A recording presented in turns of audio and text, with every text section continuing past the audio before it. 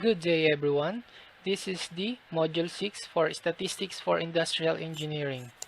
So this module is about the basic concepts of inferential statistics. So in the last module, we have discussed about the basics of descriptive statistics. So now this module is about the other one, the inferential statistics. So the duration of this module is 6 hours. For introduction, statistical methods are used to make decisions and draw conclusions about populations. So, you have learned about that from the descriptive statistics, from collecting your data to presenting the results of your study. So, this aspect of statistics is generally called statistical inference. So, the part of making decisions and drawing conclusions is involved in the statistical inference, because the word inference is just synonymous with conclusions or findings. So these techniques utilize the information in a sample in drawing conclusions. So this module begins our study of the statistical methods used in decision making. Statistical inference may be divided into two major areas. First is the parameter estimation and hypothesis testing, the second. So this module introduces the general concept of parameter estimation and as well as the hypothesis testing. So the central limit theorem, or the CLT, is also discussed at the later part of this module. The CLT is by far the most important result in statistics. Many commonly used statistical methods rely on this theorem for their validity. So later on you will know about why this CLT, or the central limit theorem, is very important. So for the objectives, after careful study of this module, you should be able to do the following. 1. Explain the general concepts of estimating the parameters of a population or a probability distribution. Number 2, explain the important role of the normal distribution as a sampling distribution. And last 3, understand the central limit theorem, or the CLT. So now for the lesson proper, the introduction to inferential statistics 1.0 definition. Inferential statistics may be defined to be those methods by which one makes inferences or generalization about a population from the information gathered from sample data.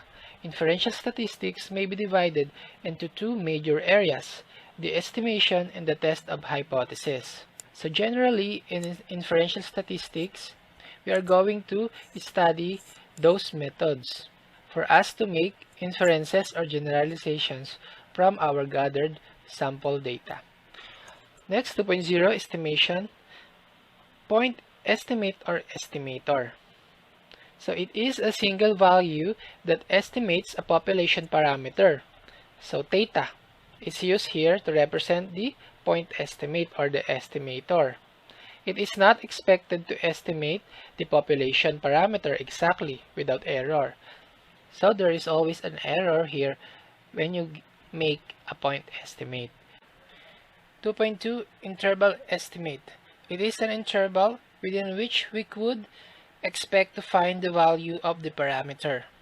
So when you say interval, it is synonymous to range. 3.0 interval estimation. So first is the confidence intervals. Two-sided confidence intervals. To construct an interval estimator of the unknown parameter theta, we must find two statistics, the L and U, such that the probability of the quantity L is less than or equal to theta, and theta is less than or equal to U. So L and U here are the lower and upper interval. So it is equal to 1 minus A. So 0 is less than A and A is less than 1. The interval L less than or equal to theta, theta less than or equal to U, is called a two-sided 100 multiplied by the quantity 1 minus A % confidence interval for the unknown parameter theta. So it is two-sided because you have these two sides, the first side and the second side. Okay? Where L the lower confidence limit and U is the upper confidence limit. And the quantity 1 minus A is the confidence coefficient or degree of confidence. So later on, you will apply those in solving a problem. Next, one-sided confidence intervals. So one-sided, 100 multiplied by quantity 1 minus A percent lower confidence interval on theta. So L is less than or equal to theta. The probability of the quantity L less than or equal to theta is equal to 1 minus A. So one-sided, 100 multiplied by the quantity 1 minus A percent upper confidence interval on theta. So theta is less than or equal to U. So the probability of theta less than or equal to U is equal to 1 minus A. 3.2 Tolerance interval. It is an interval that contains a specified proportion of a population with a stated level of confidence. It contains a set of limits between which some stated proportion of the values of a population must fall with a specified level of confidence. Next term is the prediction interval. The interval between a set of upper and lower limits associated with a predicted value designated to show on a probability basis the range of error associated with the prediction. So all these interval, you will be using them in your computation later on. So we will have an example for them first. Next is the hypothesis testing 4.0. So under it is the statistical hypothesis. So what is it? It is an assertion or conjecture concerning one or more populations. So these are the guesses or the educated guesses based on prior knowledge to the subject or to the study. So these are just guesses because a researcher making hypothesis has no enough information yet. That's why he is just making educated guesses. Okay, under statistical hypothesis, null hypothesis refers to the hypothesis we wish to test and is denoted by H sub O or H sub 0. So remember that. If you say null hypothesis, this is the hypothesis we wish to test.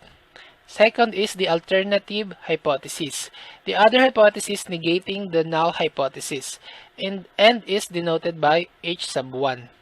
Okay? So alternative hypothesis is the one that negates the null hypothesis. Next, types of test. First type is one-tailed test. So we are only interested in testing the extreme values to one side of the parameter, okay?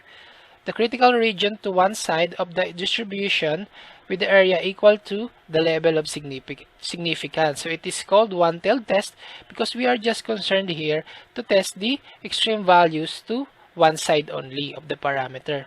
While two-tailed test, we are only interested in testing the extreme values on both sides of the parameter being tested. That's why there are two sides. That's why it is called as two-tailed test. Okay. Next, type 1 error. So we have types of error here. The type 1 is about the rejection of null hypothesis when it is true. So when you reject the null hypothesis and it is true, then you committed a type 1 error. Next, type 2 error, acceptance of the null hypothesis when it is false. So when you accept a null hypothesis that is false, then you have committed a type 2 error. So this is the comparison between the types of errors. So first is if you accept HO or the null hypothesis, okay? So HO here is true and H1 is false. So it is a correct decision. But if you accept HO here, where HO is false and H1 is true, you committed type 2 error. Next, if you reject HO and HO is true and H1 is false, then you committed type 1 error. And if you reject HO, when HO is false and H1 is true, then it is a correct decision. Okay? So letter A or alpha is the probability of committing a type 1 error. Okay, so it represents that probability.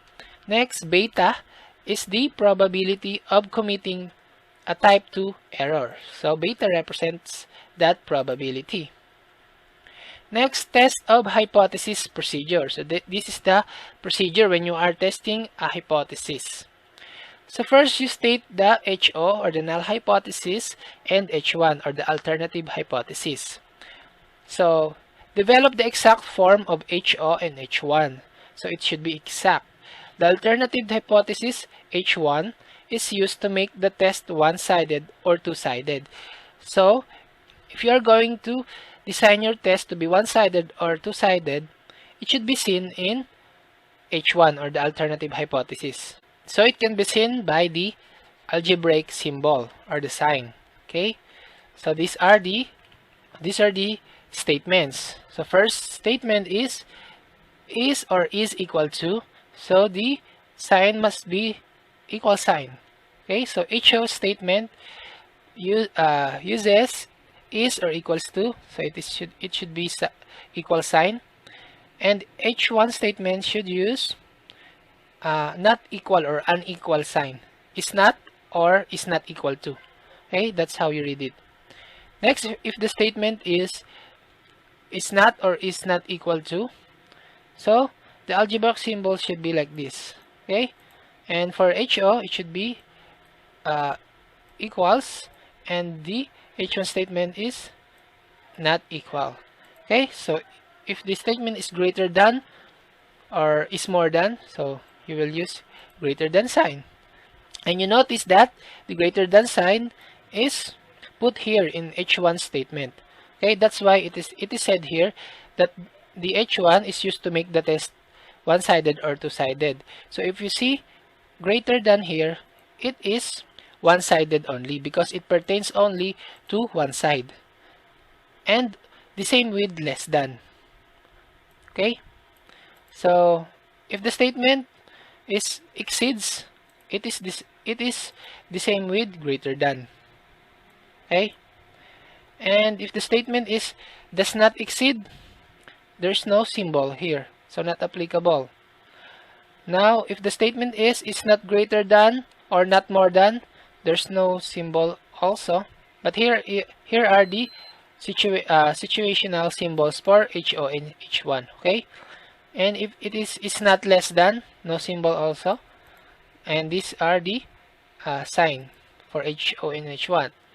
Next is at least. So if you see a statement with is at least, so it means that greater than or equal.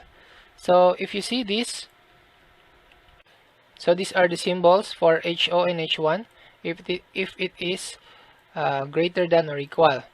So if the statement is at most, the symbol should be less than or equal. So these are the symbols for HO and H1.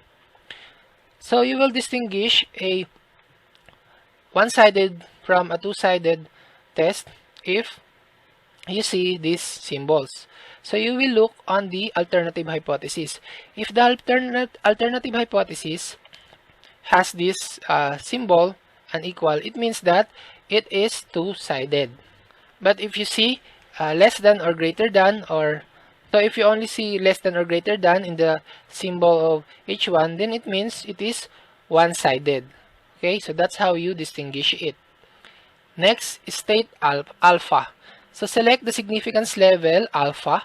This value will determine the probability of type 1 error. Okay, next, sample statistics. Compute the sample statistics and estimate the parameters. One or more statistics may be needed to perform the test. Next step, test statistics and confidence interval. Compute the test statistics and confidence interval. The formula used to test HO is called the test statistic. It will result in a specific value on the distribution used to perform the test, such as the normal distribution, etc. Because here we are following the normal distribution when we are computing for the test statistics and confidence interval. The computation will require certain assumptions about the population. So last step is you will make your conclusion. You will reject or do not reject. Okay, HO. So there are two decisions, reject or do not reject the null hypothesis, or HO. If the computed test statistic value is in the acceptance region, so your decision must be do not reject HO. While if it is in the critical region, you will reject HO. Okay, so those are the steps. Okay, so next, here are some formulas.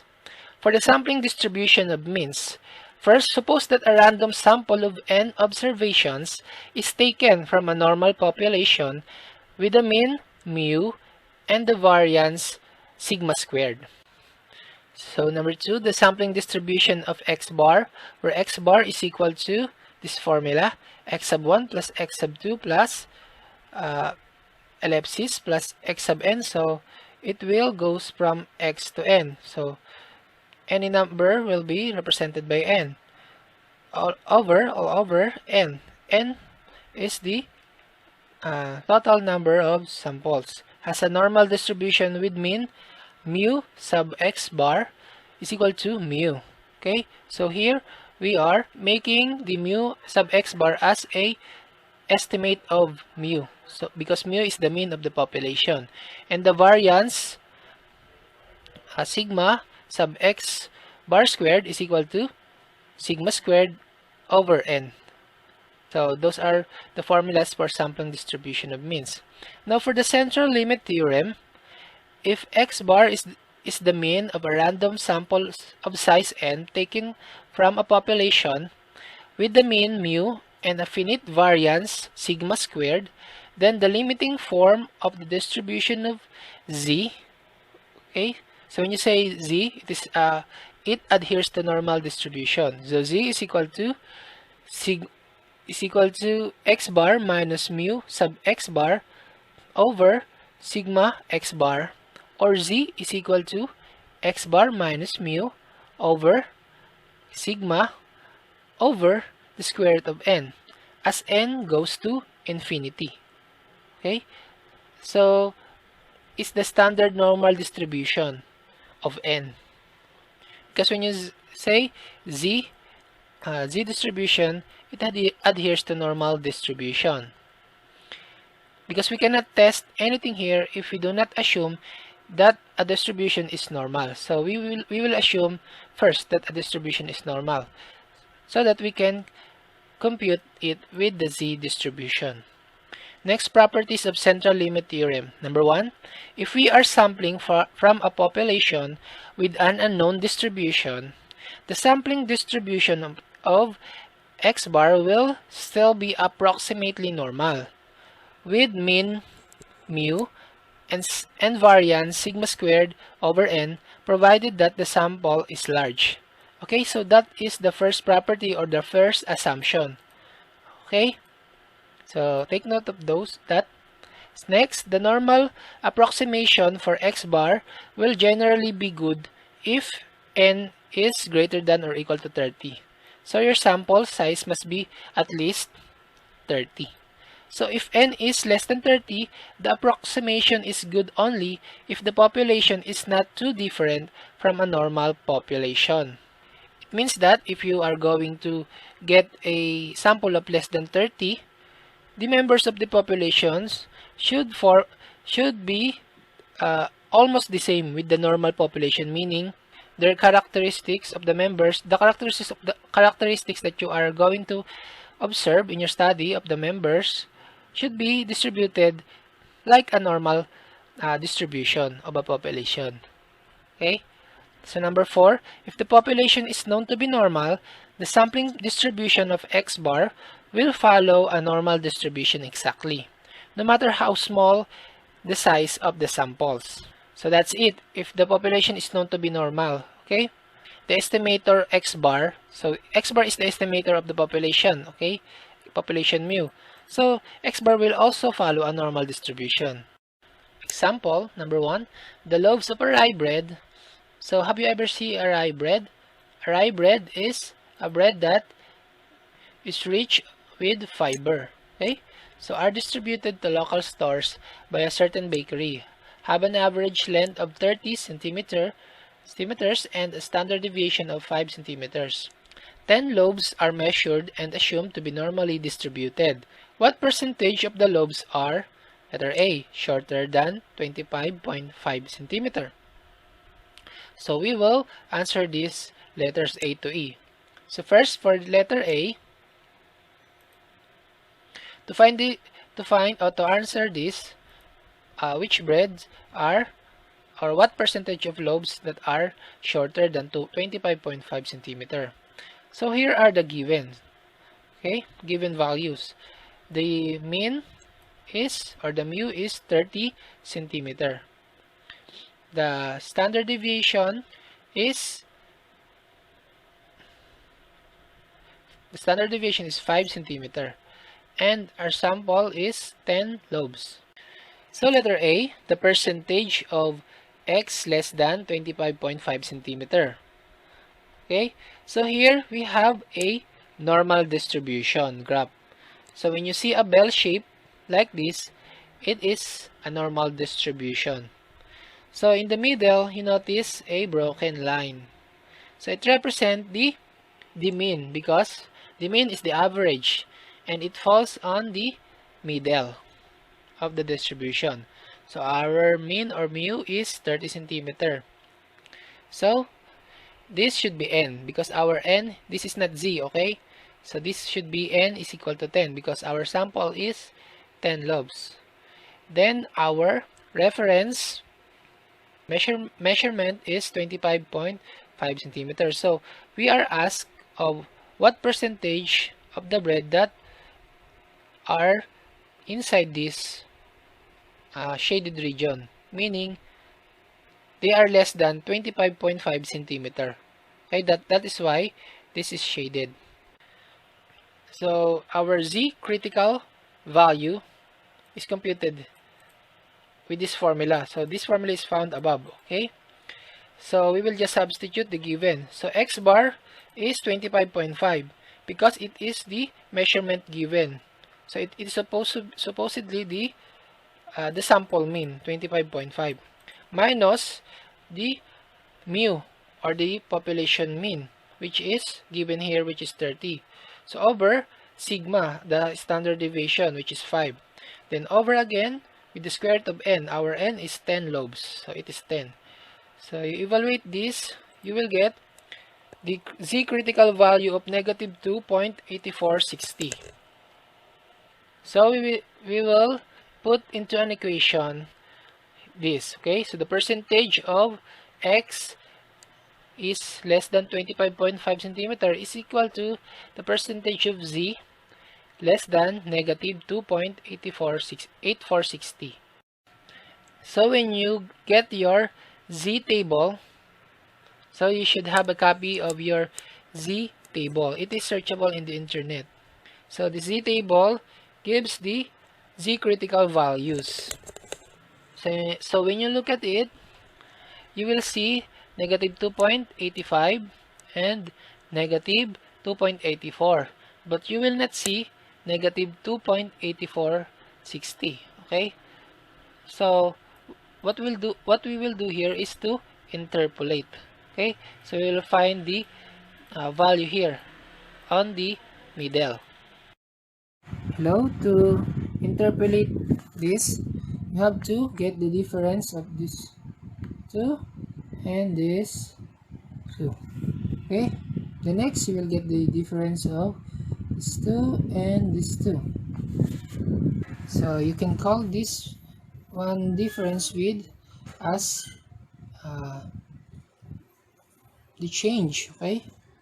The change in z1, the z sub 1, and the second is the change in z sub 2.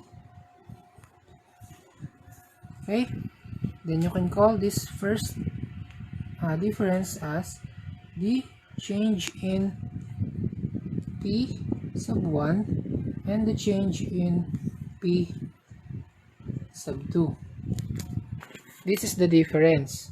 So the difference between this negative 2.85 and this negative 2.8460, so that is the change in z sub 1. So it is equal to negative 0.004. Next, you will get the change in z sub 2. So the difference of negative 2.85 and negative 2.84. So you will get the change in z sub 2 is equal to 0.01. So it is positive. Now, to get the change in p sub 1, it is unknown because we have an unknown value here. And for the change in p sub 2, you will just get the difference of this 0.002186 with this 0.002256. So it is equal to negatives 0.00007. So now we are ready to substitute in this formula. Okay, we will just substitute the differences you get in this formula. Okay, for the change in p sub 2, so it is here. The change in p sub 1 is unknown. The change in c sub 2, it is here. Then change in z sub 1, it is here. So just simplify. Okay, you will get 0.000028 change of p sub 1. Now you will just add this change of p sub 1 to this, because this is the value of this one. Okay, you will just add it here. So when you add it here, you will get 0.002214. So the answer is correct. So this is the answer. Okay.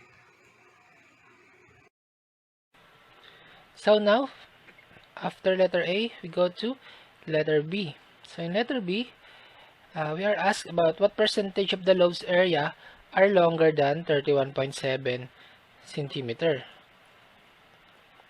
So if you see longer than, it means they are greater than the given value, which is 31.7 centimeters. So they are here on the right part, the shaded part. Okay. So our mean is 30 and our sample or n is 10, and we will find the z score or the z critical score. So using the formula again, just substitute all the given. Okay, you got positive 1.0752. So putting them into an equality, so the percentage of x is greater than 31.7 centimeter. It is also equals to this, the percentage of z greater than 1.00752.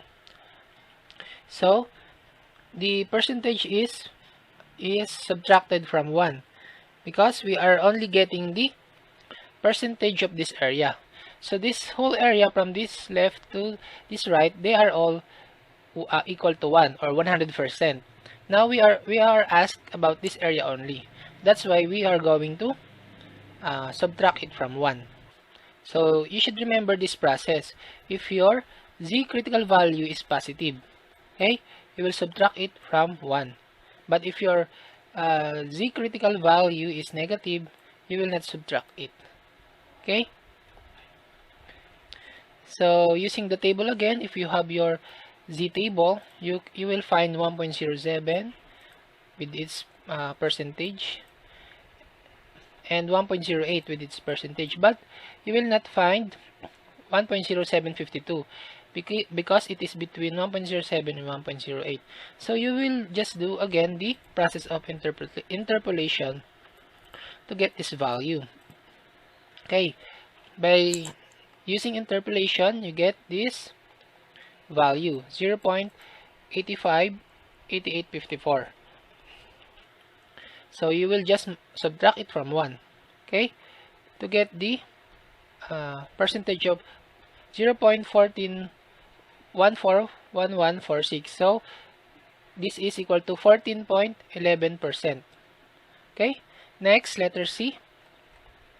So letter C, what percentage of the lobes are between, so 29.3 and 33.5 centimeter in length. So now in letter C, we are asked what percentage in between. Okay, so we have this notation, the percentage that our lobes, okay, this is x, this is the percentage of our lobes that falls between 29.3 centimeter and 33.5 centimeter. So its graph is like this. Okay, we are going to find the percentage, okay, inside this shaded area because they are in between this measurement. So we have x sub 1, the 29.3, and our x sub 2, the 3.5. So we will get the percentage of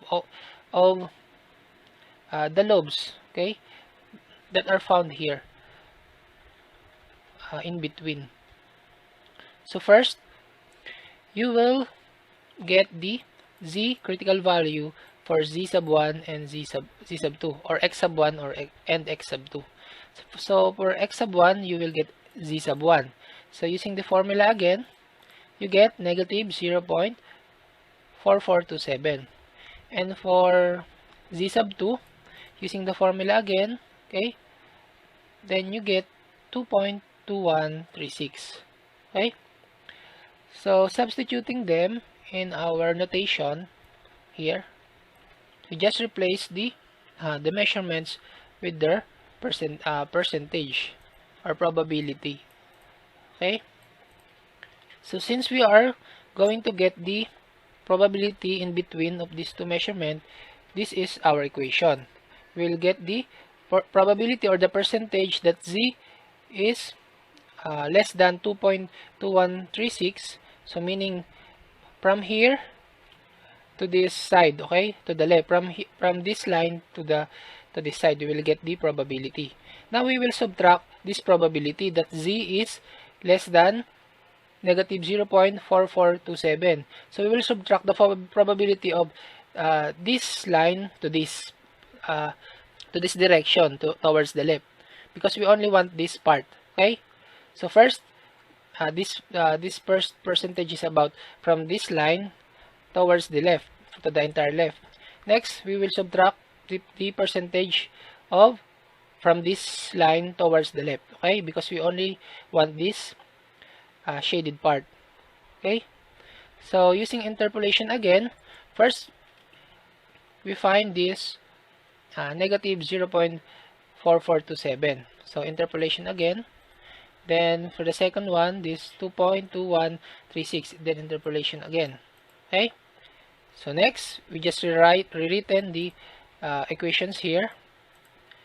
So we get 0.986571 from this 2.2136, then subtract by 0.328993, we get from negative 0.4427. So the difference is 0.657578. So the probability is 65, or the percentage is 65.75 or 76%.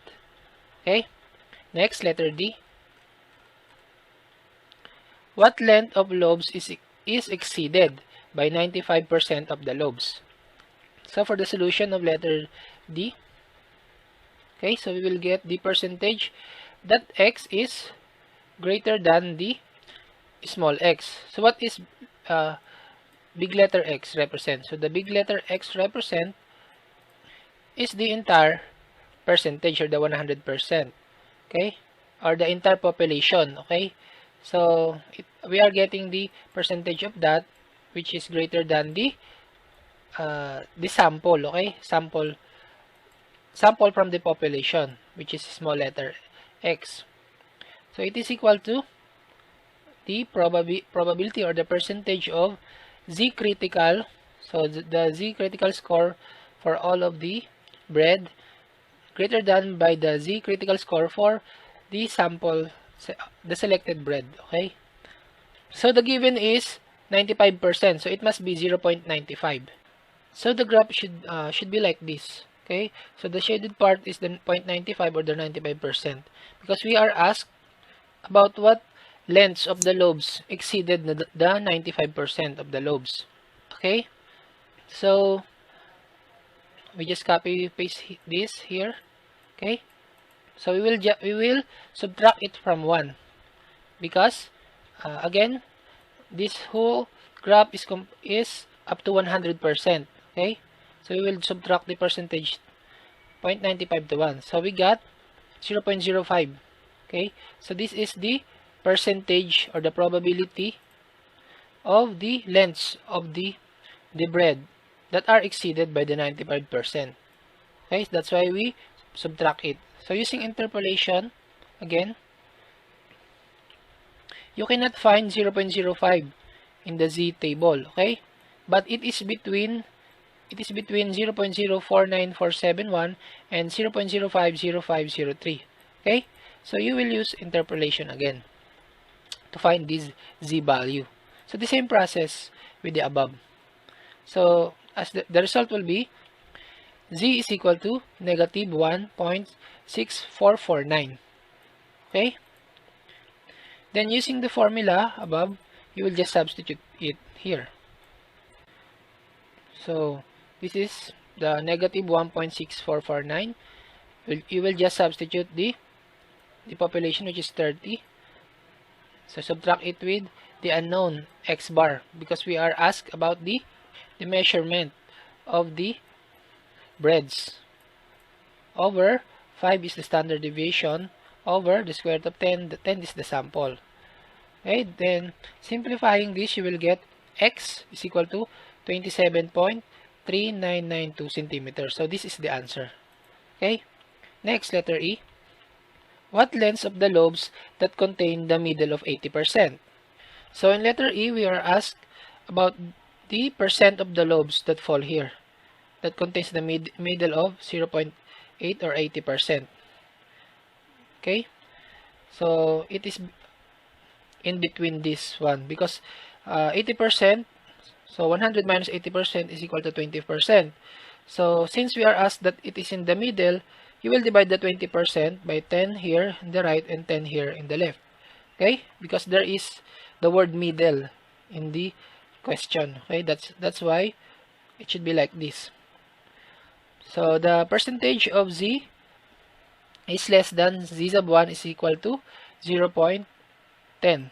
Okay, for every side from left and right. Okay, so now we will get the corresponding Z score. So we cannot find 0.10 only, but it is in the middle of 0.098525 and 0.100273. That's why we will going to interpolate. Okay, so the result is negative 1.2816. So this negative is for the left side. Okay, since we have another in the right side, we will prepare positive 1 of that. Okay, so 1.2816, the positive 1 for the right side.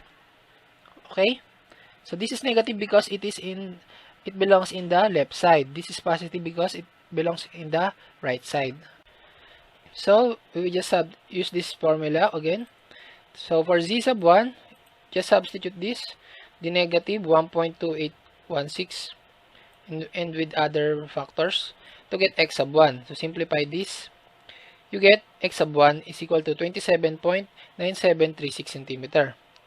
Next, you substitute this positive 1.2816 for C sub 2. Then simplify this, you get x sub 2 is equal to 32.0264 centimeter. So here are the answers, meaning the lengths of the breads that fall here, okay, that fall here in the 0.10 probability or percentage is this 27.9736 centimeter, and the lengths that fall here 0.10 in the right is 32.0264 centimeter.